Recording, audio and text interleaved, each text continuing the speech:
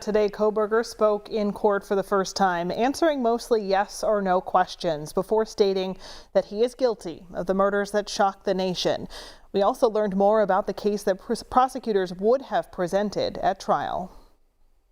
The guilty plea hearing in Boise started with an admonishment by Judge Stephen Hippler over an effort led by some of the victims' families to ask him to reject Bryan Kohberger's plea deal.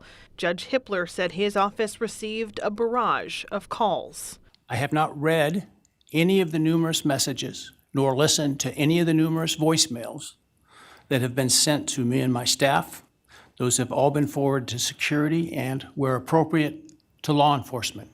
The judge then turned to Kohberger, asking him a series of yes or no questions, making sure he's pleading guilty of his own free will. Are you pleading guilty because you are guilty? Yes.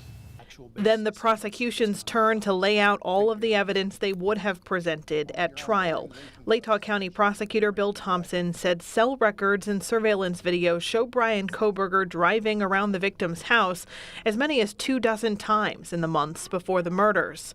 There is no evidence that Kohberger had any contact with anyone who lived at the off-campus home near the University of Idaho.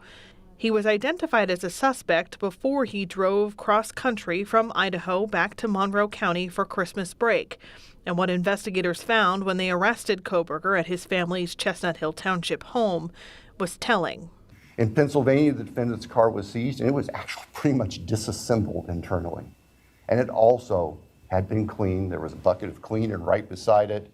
Thompson also revealing that Kohberger may not have intended to kill all 4 roommates. Mr. Kohberger entered the residence at 1122 King Road in Moscow, Idaho. He did that with the intent to kill.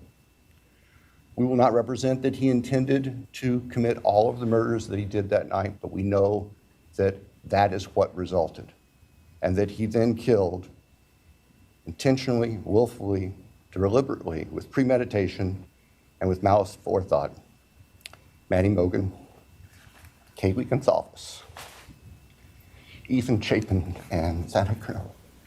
Thank you. Then Kohberger said the only other word there was to say, other than yes or no. How do you plead, Mr. Kohberger, guilty or not guilty? Guilty. The plea deal that was accepted today by the judge means Kohberger will serve life in prison instead of the death penalty.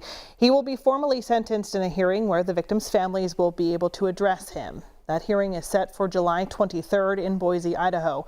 Stacey Lang, Newswatch 16. Scott, back to you.